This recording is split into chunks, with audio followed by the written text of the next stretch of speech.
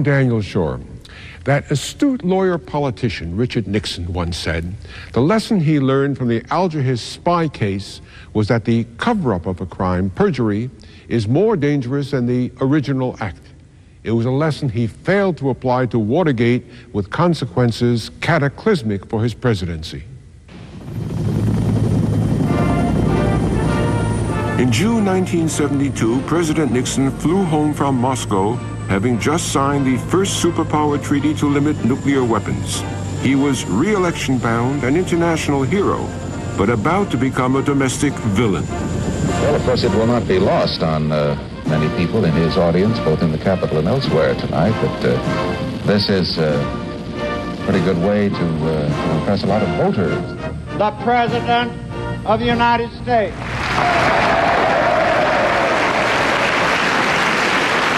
I suppose this is just about the peak of Richard Nixon's political career, this moment.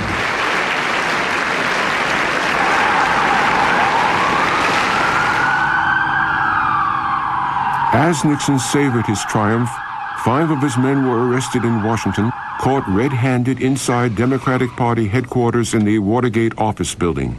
The same team had committed other crimes for the White House. The president and his inner circle saw no option but a cover-up. It was a program or a concern for containment, to keep this problem and this investigation and the story, the publicity on it and all that, limited to the Watergate break-in.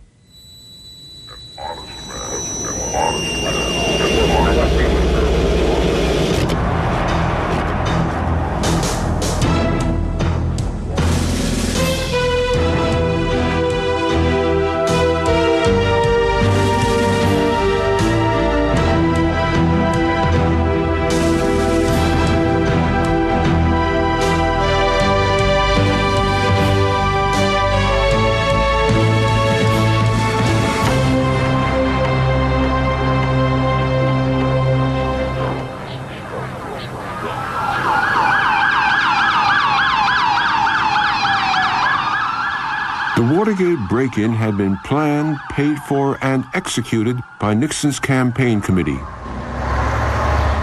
But its high command was not in Washington on the day of the break-in. They were in California to campaign with a key figure. Back in Washington, the man in charge of the fiasco at the Watergate had to make a difficult phone call. And I wanted it to be an absolutely secure conversation. I still had a White House pass. I went over into the White House, and I went into what is known as the Situation Room. There was a KYX scrambler phone over there, and it would be available. Well, of course, there's no scrambler phone in the hotel where I'm told Mr. Magruder is. So I called Magruder, and I said, look, I need to speak to you securely. There is a missile base, a guided missile base, run by the Air Force, just in such and such a place. Go down there and hit Magruder. Why do I have to go to a missile base? Why do I have to talk to this company? You know? And I said, look, I need to speak to you securely. All I thought was there Liddy playing his, little spy games again. Magruder used the most secure line available, the hotel payphone. Liddy told him that 4 of the men arrested, the same Cuban Americans that used before, couldn't be connected to Nixon, but the 5th man could. He was James McCord, who worked full-time for the president's campaign. Now Magruder had a difficult message for his superiors. He said, we got a slight PR problem. And I said, well, if it's a PR problem, that's your bailiwick. He said, this is a PR problem that requires a lawyer. Their thoughts turned to Richard Kleindienst, Mitchell's successor as Attorney General. He had the power to order McCord's release from jail, but getting him to do it would be an obstruction of justice. At some point, somebody, I don't know if Mitchell said this, I don't know if Marty said it. Hell, I may have said it. Let's call Kleindienst and find out what's going on. But the Attorney General wasn't home. Their next call, as this phone bill from Mitchell's suite shows, went to Gordon Liddy's number at Nixon campaign headquarters.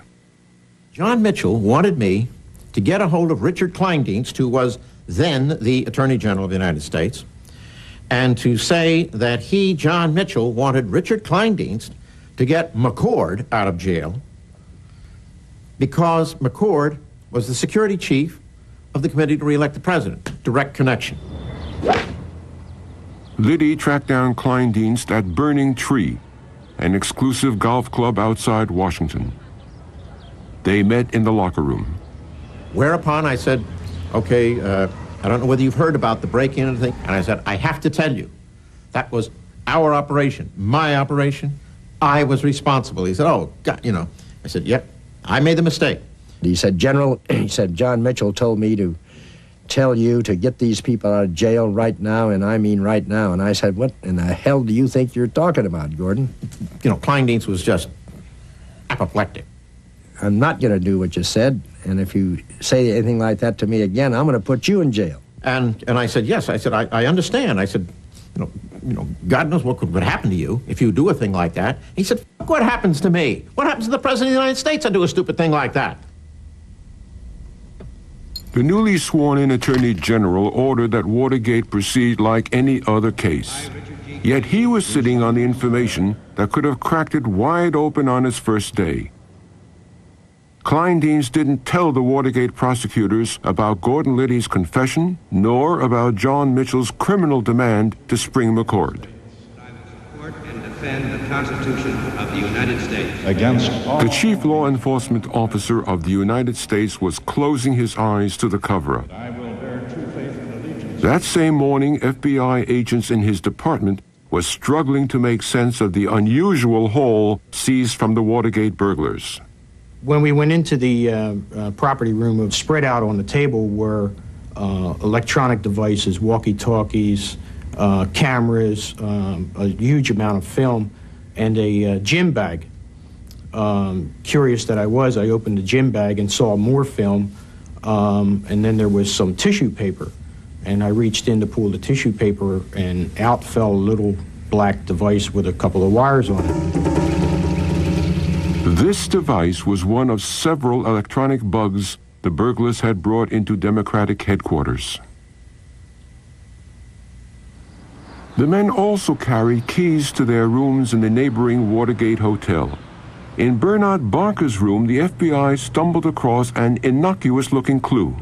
One of the agents, while assisting the police, was going through the dresser drawer, and being as thorough as he was, you know, just flipping through there, the paper goes up, and there's this envelope. I had given a letter of mine to Bernie Barker to mail. Asked him to, when he left the hotel room where Liddy and I were, heading out for the elevators, I had asked him to take this letter and drop it in the mail chute. Howard Hunt's carelessness would cost a lot more than the $6.36 that he owed his country club. The FBI ran his name through their files and found he was a longtime CIA officer whom they'd cleared for White House employment a year earlier. A few phone calls confirmed that he was indeed on the White House staff. For Nixon's men, keeping Watergate away from the president was going to be a nightmare. A few hours later, the campaign high command, their wives, and the First Lady, Pat Nixon, were at a Hollywood fundraising party. There they hobnobbed with movie stars Clint Eastwood, John Wayne, and Charlton Heston. On one side, it was a great party. I mean, it was wonderful. The women were having a great time. My wife had a great time. On the other hand, I'm still on the phone talking to some of my staff, trying to figure out really what's going on back in Washington after this disaster that occurred the night before. I went to the room for something, and my wife said, "Fred, what's wrong with you?" He said, you look strange. You look like you're really upset about something. I said, "I just can't talk about it right now, but something has occurred that could very well bring down this administration."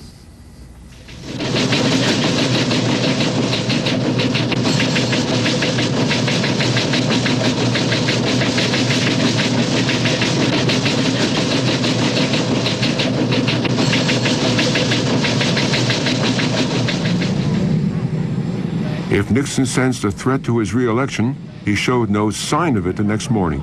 All right. He was still relaxing in Florida. I came over, I saw the Sunday morning papers and saw an item in the Miami Herald. Nixon has always maintained that his first reaction was anger. His line was that the Democrats kept no real secrets at party headquarters. It was the most foolish, useless political caper of all time, because what reason would anybody want to go, if you're going to do any bugging, you're going to bug the Democratic National Headquarters. Nixon needed someone at the White House to be full-time manager of the cover-up. The president's lawyer, John Dean, was perfectly placed to obstruct the criminal investigation. Dean is counsel to the president. He's liaison to the FBI and the police department and all of that. That is a natural part of his duties. When I arrived in the office, normal hours on Monday morning, Jeb Magruder called, told me what had happened, told me that Liddy had messed this whole thing up, and that he said, "John, I can't talk to Gordon Liddy. You've got to talk to him and find out what happened and why." Dean met Liddy for his debriefing on a park bench across from an art gallery, just yards from the White House. I put him completely in the picture in a way so that he, being knowledgeable about these things, Dean could attempt to control the investigation and thereby the damage. I then finally said to him something that disturbed Dean. I had in my head knowledge which could bring down a president of the United States. He said, "John, I'm a soldier." He said, "See that street corner over there? If you want me to stand on that street corner, you just tell me when and where, I'll be there, and you can shoot me." And John Dean said, "Well, gee, Gordon, I don't think we've gone that far yet." When Dean got back to his office, he discovered the crimes he would have to cover up didn't end at the campaign committee. They extended deep into the White House. Within the White House, I was the president's line to the re-election committee, and Gordon Strachan was my line, and Strachan had the responsibility assigned by me to stay abreast of all that was going on. Gordon Strachan asked for an urgent meeting with John Dean. He said, "John, my files are clean." He said, "I talked to Haldeman over the weekend, and I've gone through everything, and there's nothing there that's going to embarrass us."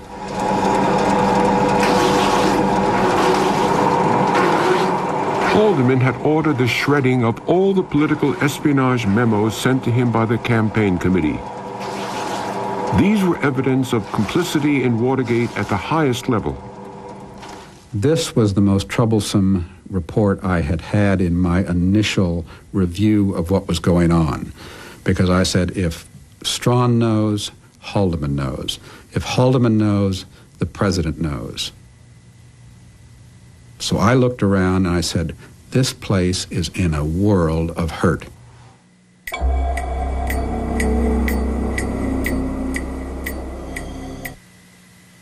This presentation of Watergate is sponsored in part by American Airlines, Merrill Lynch, and Ford Contour and Mercury Mystique.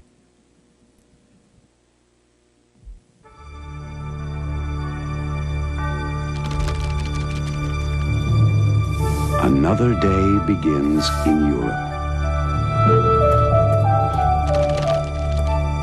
Just as it has for centuries. And as each new day arrives, so does a silver bird from the west.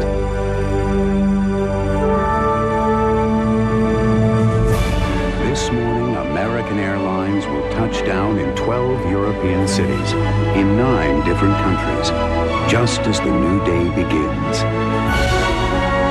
So whether it's business or pleasure that brings you to Europe, fly the airline that can have you there as early as tomorrow morning. American Airlines, something special to Europe.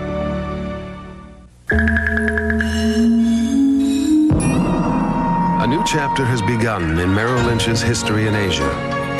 We are the first American securities firm invited to open an office in mainland China. Being there gives our financial consultants a different perspective, which makes a difference for our clients. The difference is Merrill Lynch. Here's an inside look at Ford Motor Company's latest achievement. Our worldwide team has created a car for the world,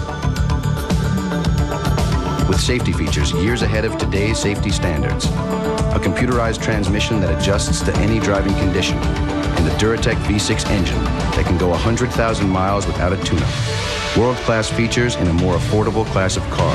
And soon you can drive one yourself. Ford Contour and Mercury Mystique, coming September. Tonight, study the behavior of the baboon on the nature of things. Then meet the orangutan of the rainforest on the natural world. And convicts discuss life behind bars on Discovery Sunday, tonight on the Discovery Channel.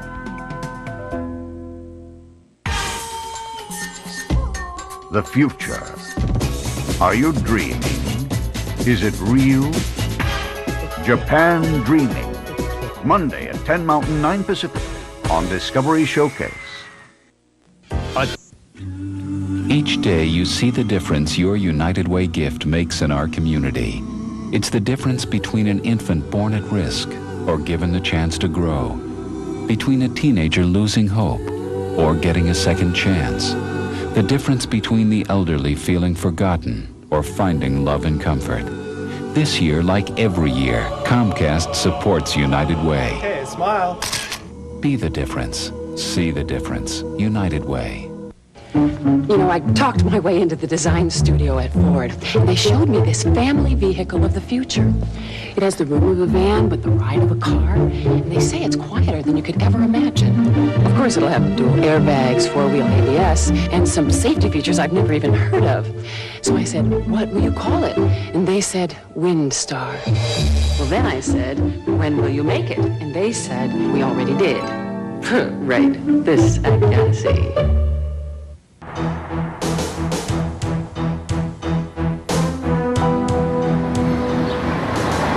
On day 3 of Watergate, the White House was already up to its neck in obstruction of justice. There would be no going back, and the president's campaign committee still held the original evidence of the crime, the transcript of conversations bugged at the Watergate, codenamed Gemstone. I said to Mitchell, what should I do with the Gemstone files? And he said, I think you ought to have a fire in your fireplace tonight. Well, of course, it was late in June, a rather unusual time to have a fire, but that's what he wanted to do, and that's actually what I did. Heavens, yes, the torch or telephone. Oh, ladies and gentlemen. Not all John Mitchell's problems were so easy to deal with. His flamboyant wife, Martha, a darling of the campaign, had a habit of making indiscreet phone calls. All right, Isabel, here's the scoop. I've never talked to her yet, but what I haven't gotten a good news story, so I automatically, she was in California, and the Democratic headquarters alleged bugging incident had broken out, and that was my immediate question. Well, what do you think about that? And she said, I've given John an ultimatum. This really set her off. While she talked to the UPI reporter, Martha Mitchell's security guard called Fred LaRue on another line. He said, Fred, Miss Mitchell's on the phone with Helen Thomas. She's telling her a bunch of stuff about Watergate. And I said, well, she really doesn't know anything about Watergate. And he said, well, she's telling her a bunch of stuff anyway. What should I do? I said, well, just go pull the phone out of the wall. And pretty soon, I mean, we weren't into a conversation, but I heard her saying, get away, get away. And I didn't know what was happening, and then there was a phone disconnect. To keep her from talking about Watergate, Martha Mitchell was forcibly sedated and held incommunicado. Her husband found it easy to paint the affair as the antics of a hysterical female. Finally got him on the phone, and he was not too perturbed. He said, I love that little girl. He said, so it seemed that everything was going to be all right. Late that Monday night, the president returned to Washington and took the reins into his own hands. In the first few days after Watergate, the president was proactive in this thing. I think partly because he's a compulsive conspiracy theorist and just couldn't leave the stuff alone. The president's conversations with his aides, which were automatically captured by his secret taping system, show that he devoted hour after hour to Watergate. For 20 years until his death, Nixon managed to prevent access to most of these tapes. Now, a tape not previously played in public reveals that Nixon was directing the conspiracy even earlier than had been known.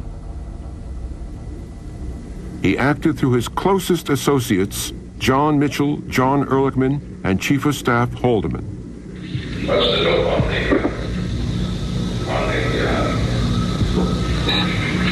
Watergate incident? The question now about Mitchell's concern is the FBI, and there's the question of how far they're going to process the evidence, and he's very concerned that that be turned off, and that they're working on it. John. I got her over to talk to The question that John and I raised, both of us have been trying to think of one step away from it and look at a strategy, see whether there's something that we can do other than just sitting here and watching it drop on us bit by bit as it goes along. The president had an idea. Howard Hunt, before Watergate and his job at the White House, had been in the CIA. He was one of the officers in charge of the agency's 1961 Bay of Pigs invasion of Cuba. Perhaps the White House could use Hunt's past to confuse the FBI. I used to work for the CIA. I worked in the Bay of Pigs. I mean, he's done a lot of things. What I've got to get is that they can be isolated instances. I mean, that man's worked for various things. We got to be careful pushing that very hard, because he was working on a lot of stuff. The problem is that there are all kinds of other involvements, and if they start a fishing thing on this, they're going to start picking up threads, and that's what appeals to me about trying to get one jump ahead of them. Someone else who could lead the FBI to those other involvements was Gordon Liddy. He laid out for Nixon's campaign managers just what could come out. Liddy's warning was delivered back in the Watergate complex. It was not only the scene of the crime, but also home to many members of the Nixon set, including Mitchell's close confidant, Fred LaRue. Gordon commenced to tell us there were other things that had been done that we should be aware of. I said, well, what other things? He said, we've had an operation going, or Hunt's had this operation going. We've done certain things for the White House. Liddy told the tale of the White House plumbers unit and the crimes he and the Watergate team had carried out for the president. The most serious was a break-in mounted by Howard Hunt to neutralize Daniel Ellsberg, a leading opponent of Nixon's Vietnam policy. They tried to steal his psychiatric files and use them to smear him. If that came out, it could badly hurt the Nixon campaign. Well, when he started disclosing all of these nefarious activities that he was involved in at the behest of the White House, and what he inferred was with the full authority of the President of the United States, just appalled me. Liddy then told them how they tried to break into Democratic candidate George McGovern's office. Liddy had his own way of dimming the lights outside. I just shot out the first 3 lamps. The second 3 I found, I couldn't get a clear shot at because of a steel girder overstructure. So I called over the ever-helpful Frank Sturgis, who's a big bull of a man, and he bent over, and I climbed up on his shoulders and was able to get up onto the steel scaffolding, and from there, I shot out the remaining 3 lands. I said, Gordon, you told me that none of the Cubans could identify you. Certainly the man whose shoulders you sat on to shoot the light out could identify you. He said, no, he couldn't. He never saw my face. These problems could be contained only if the break-in team kept their mouths shut. Liddy explained what had to be done. The usual thing in a situation like this in the intelligence service is that they will have bail provided for them, they will have counsel, legal counsel provided for them, there will be support for their families. Mardian and LaRue reported to John Mitchell, Nixon's closest political friend. He had to decide whether to honor the commitment to pay hush money. I said, John, you know, it's not just the Watergate. We have other potential problems here that could easily come up. And I guess we looked at each other, and at that point, we both knew those commitments had to be kept. That same evening, Mitchell got a call from the president, the first since the Watergate break-in. He was terribly chagrined that people in his organization could have engaged in such a thing, and that, as I recall it, he said, I just wasn't policing the people in my organization as well as I should have.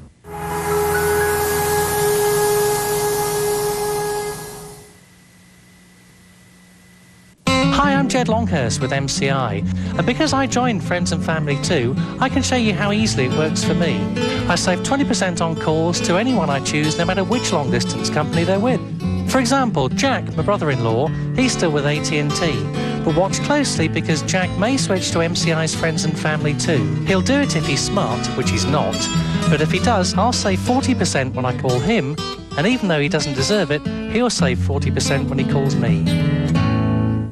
It was the biggest project of its kind. Ford Motor Company creating a car for the world. With a Duratec V6 engine that can go 100,000 miles without a tune-up. All-speed traction control. And safety systems designed to meet 1998 standards. Our best designers and engineers from around the world have created world-class features in a more affordable class of car. The Ford Contour and Mercury Mystique. Launching September.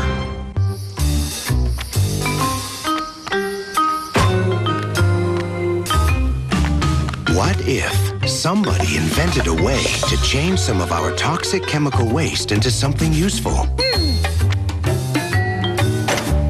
Like energy.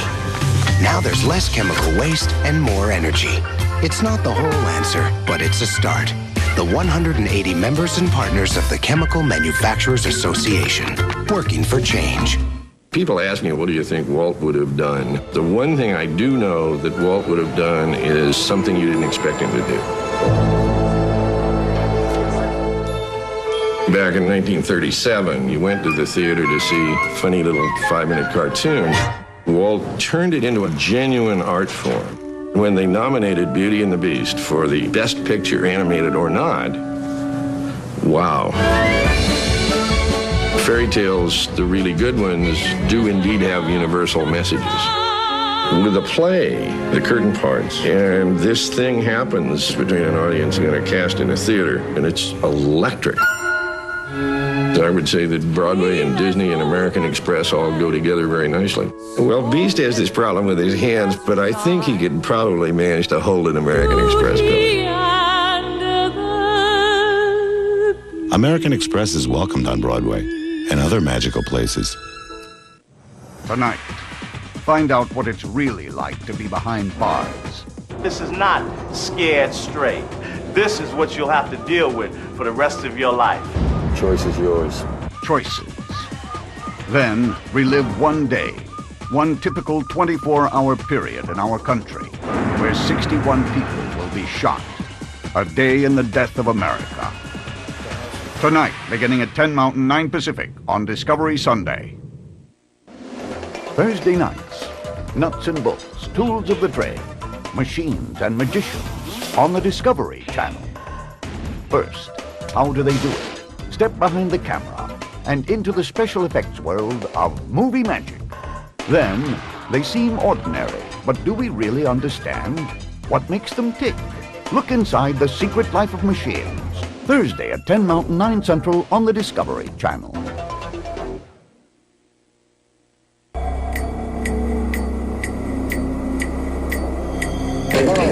Five days after the Watergate break-in, the burglars were arraigned in court and released on bail. The president's men set about organizing their hush money. Richard Nixon's private lawyer, Herb Kalmbach, got the assignment. Kalmbach collected $75,000 of Nixon campaign funds, but he needed to find somebody to deliver it. I got a call to come down to Washington and to meet with Mr. Herbert Kalmbach. I came to the hotel in Washington, D.C. I came up in right away. He didn't have his socks on, and he apologized for that. And I'd been in the Army and the Navy, and he apologized for not having his socks on.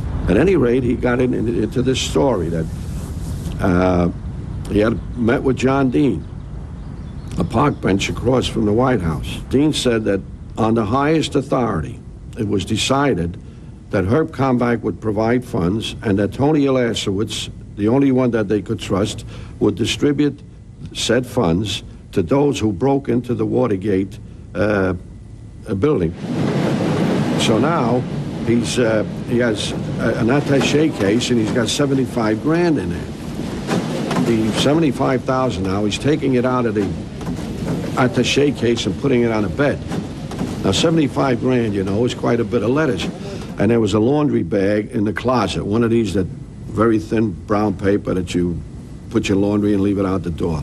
And I plucked all that cabbage, I put it into the bag, tied it up with the string, maybe twice over, put it under my arm, and said, we'll be in touch. Now I'll await your instructions. On June 23rd, day 7, the nation awoke to discover flooding in many of the eastern states. But Nixon's mind was on Watergate. On that day, he issued an order which, when it became public 2 years later, ended his presidency.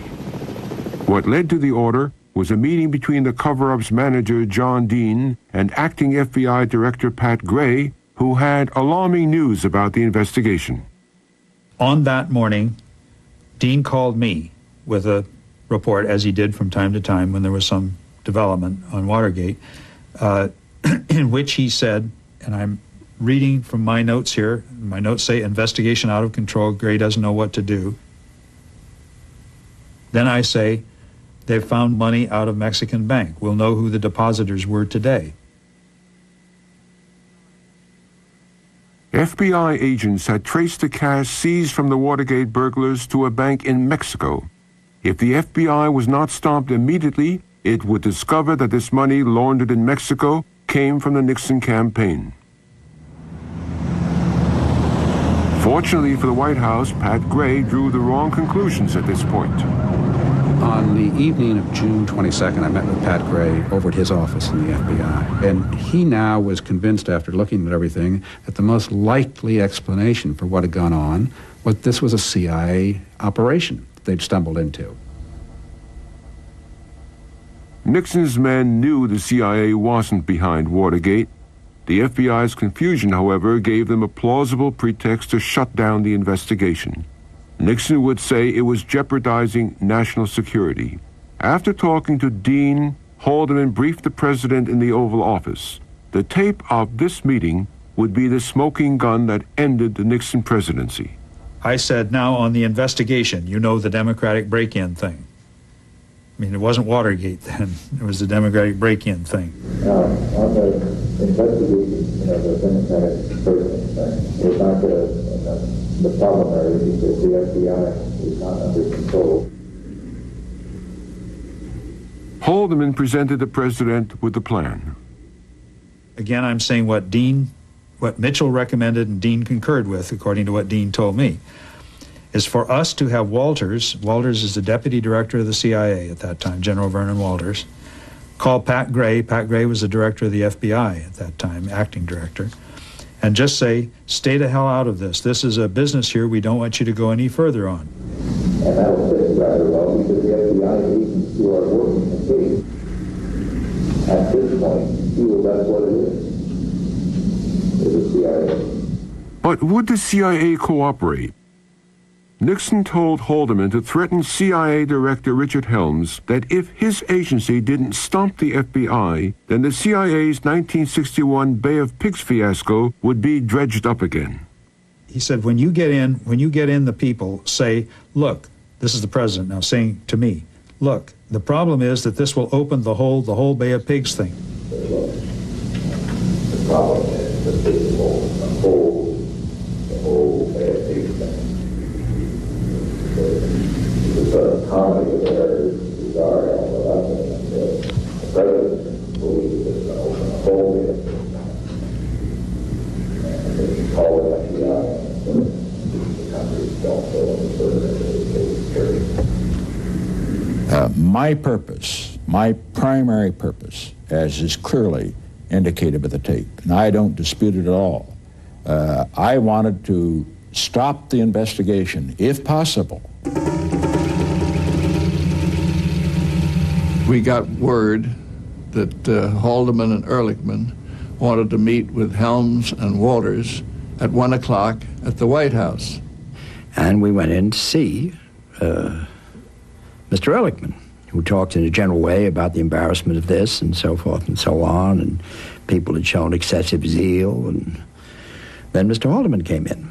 The president has asked us to tell you that he wants, I think I said Dick Walters, to contact Pat Gray at the FBI and explain to them that exploring these Cubans and their ties and all that sort of thing, and the money source, may lead into all sorts of other things that we shouldn't be getting into, and that they should not go any further in that exploration.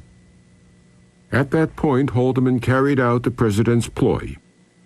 He warned Helms that Watergate could reopen the Bay of Pigs controversy. Helms, a typically cold as a cucumber, icy, super spy type guy, came totally unglued. Frankly, to this day, when I think back on that meeting, it's a long time ago, but it didn't seem to me that any of these things made any sense much. He leaped up in enormous excitement, concern, and panic and said, this has nothing to do with the Bay of Pigs, and there's no problem about the Bay of Pigs, and the CIA had nothing to do with this, and on and on and on and on. And he finally calmed down, and they agreed that Walters would go talk to the FBI. Helms prudently complied. He told General Walters to go to the FBI and ask Gray to cut off the investigation in Mexico immediately.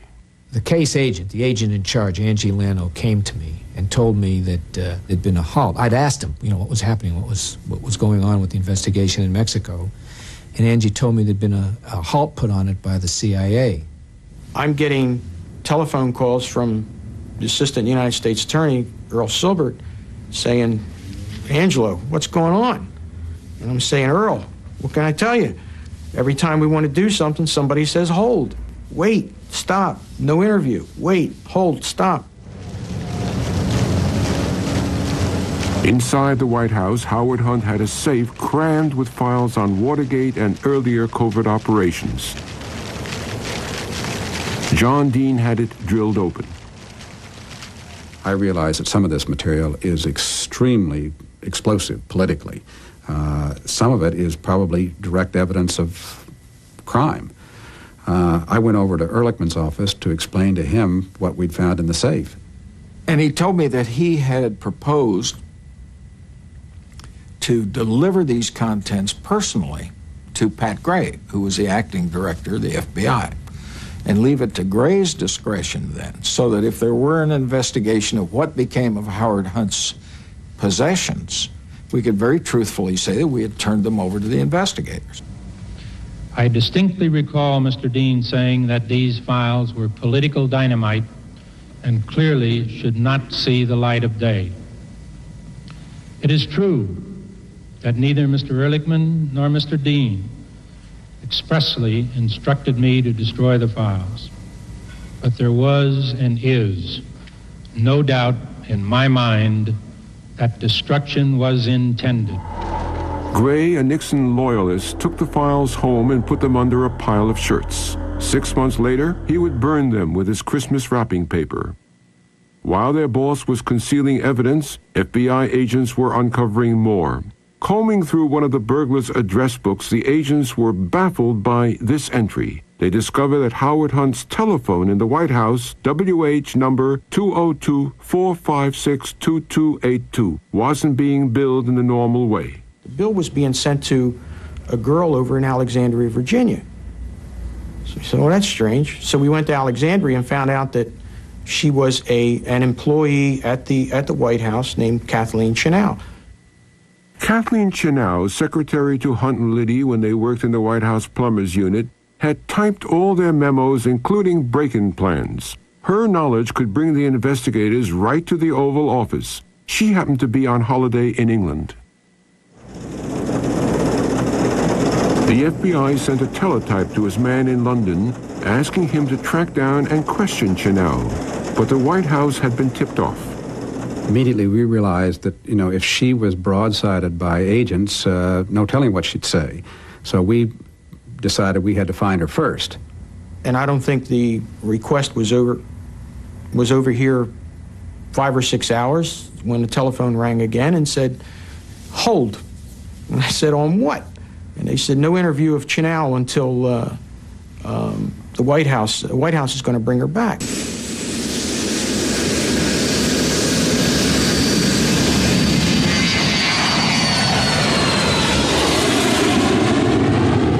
Morning after they arrived, we impressed upon her the importance to not spill the beans, if you will. We told her, first of all, these things were not relevant to the Watergate investigation. He told me to answer all the questions truthfully and to the best of my ability, but to remember that I was under the cloak of national security, that I had had many top secret and intelligence clearances. They came under this broad category of national security, which was a wonderful tool for us to sweep a lot of things that we didn't want out under the rug. The FBI questioned Chennault, but got nothing out of her. 2 vital weeks had been lost since the FBI's Gray had stalled the investigation at the CIA's request. But his staff was straining at the leash. He called me and said he couldn't suspend us anymore. So I went to see him, and I said, I have carefully investigated this matter. There are no operations of the CIA that will in any way be jeopardized by this, and you're perfectly free to do them. Nixon, on vacation in California, learned that Walters and Gray couldn't impede the investigation any longer. He put the best possible face on it. I called Pat Gray to congratulate the FBI on a very successful operation they had in apprehending some hijackers. He then brought up the subject of the Watergate investigation. He said that there are some people around you who are mortally wounding you, or might mortally wound you, because they're trying to restrict this investigation. I said, Pat, you go right ahead with your investigation. Well, it's easy to miss the irony, perhaps, in this, which was that this whole thing was Richard Nixon's idea to involve the CIA in deflecting the FBI. The president promptly came up with a more brazen scheme to scuttle the Watergate case. To pull it off, he needed some hostages. What he would do is cause a bunch of Democrats to be arrested, and then he would grant clemency to both Democrats and Republicans. Ehrlichman's note shows that they planned to tell the Secret Service to book and charge anti-Nixon demonstrators. And then the day after the election, the president would issue a general pardon, which would also quash the Watergate investigation. But there were still 4 months to Election Day. Ladies and gentlemen, the President and the future President of the United States of America. Nixon's re-election machine looked unstoppable. But he knew if the Watergate burglars started talking, there could be trouble. So his campaign funds were used to buy not just support, but silence.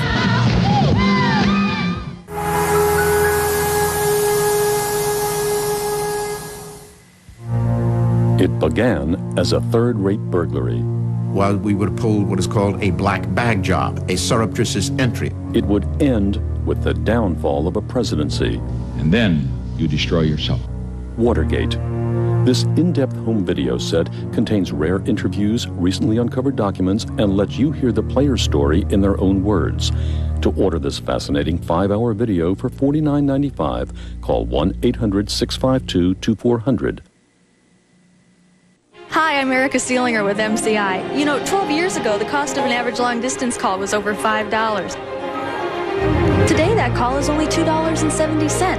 Now, what could have caused those rates to drop? MCI. We helped open telecommunications to free enterprise, helped America save billions of dollars. And now we're introducing our greatest savings program ever. Join and save 40% to every MCI customer you choose. Give us a call and start saving 40% today.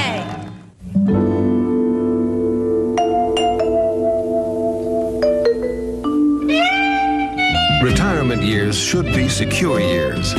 That's why Merrill Lynch has a gerontologist to help us understand the social, emotional, and financial needs these years bring.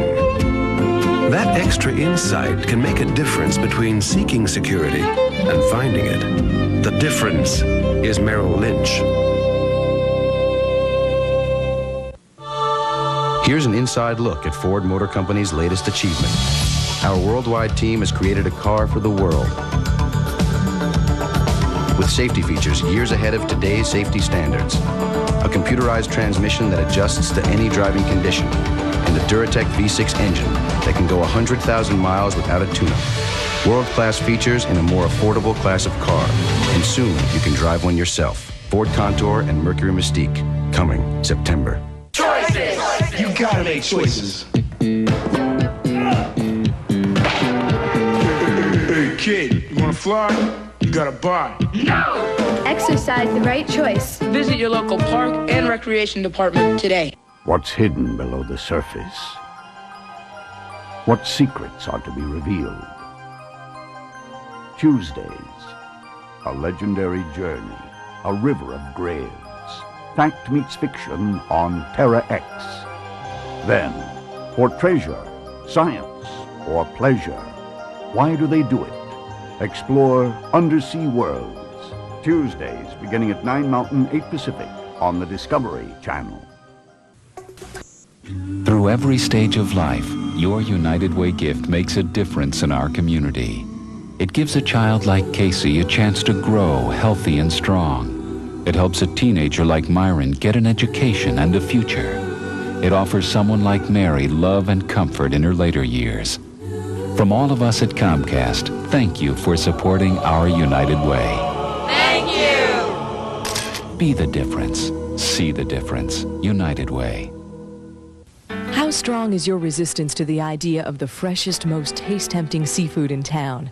Enjoy our complete dinners, including brochette of scallop, linguine with chunks of fresh clams in a white cream sauce, monkfish known as poor man's lobster, or orange roughy mesquite broiled to perfection, jumbo shrimp on a bed of fresh linguine with marinara. It's all a matter of willpower. The Seafood Bay, 1333 North Glassell. Go ahead, give in.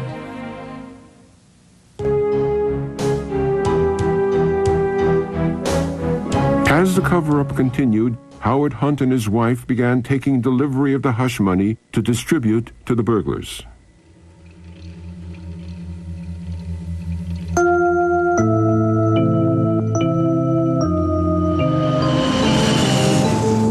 I'm going to do these drops at the airport.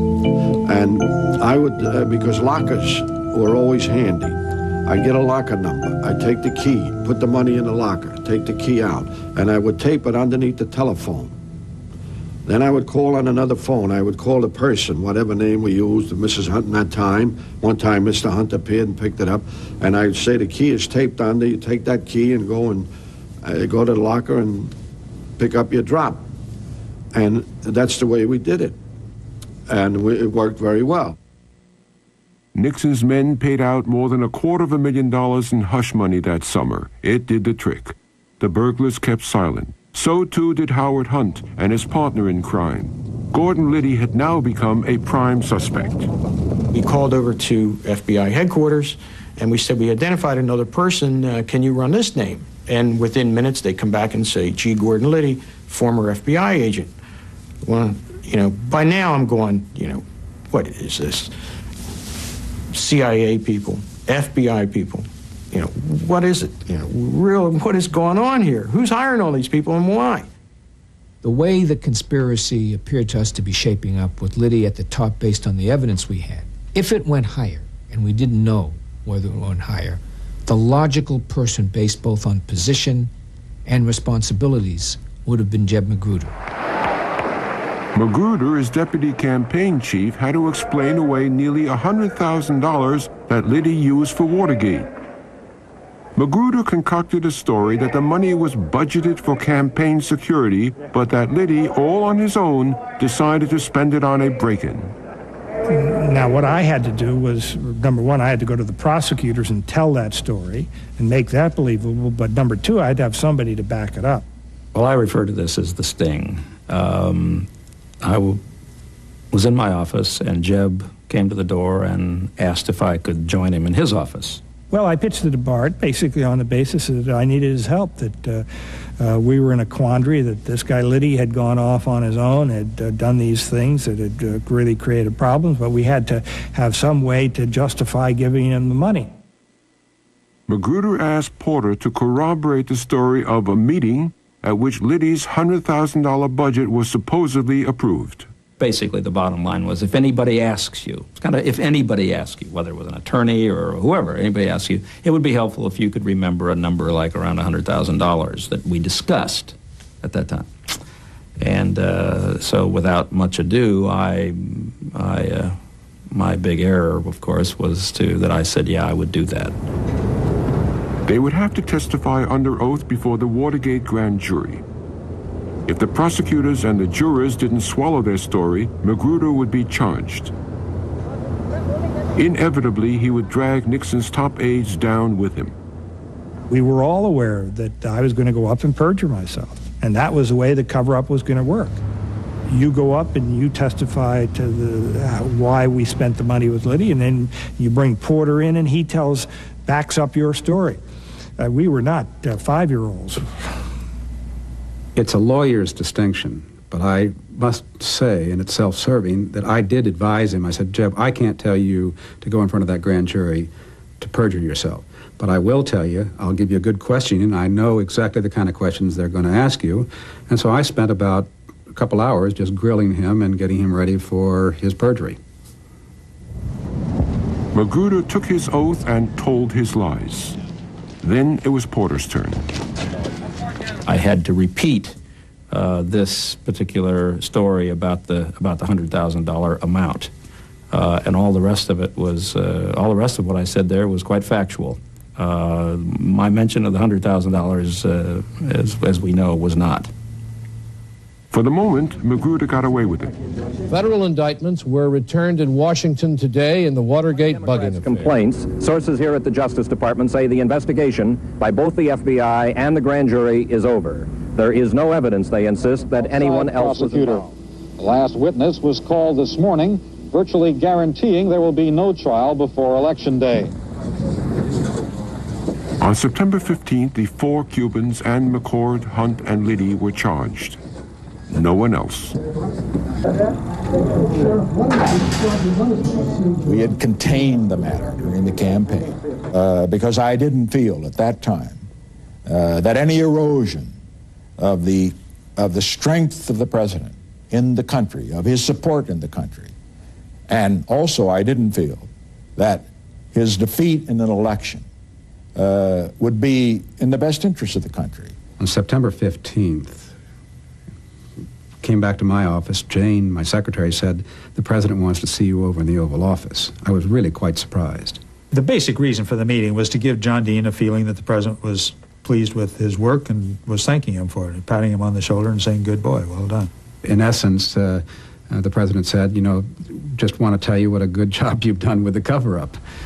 What surprised me is I really, for the first time, began to see who Richard Nixon was in this meeting. He sort of let down and began to tell me about how We've got to get after our enemies that have done us wrong during this whole Watergate matter after the election.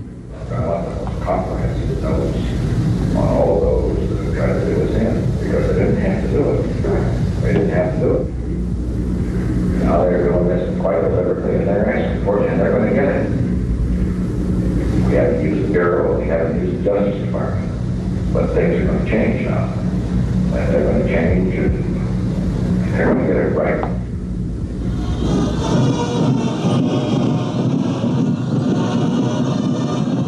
On November 7, 1972, Richard Nixon carried 49 of 50 states, re-elected president by the biggest margin in history, and it looked as though he had gotten away with his crimes.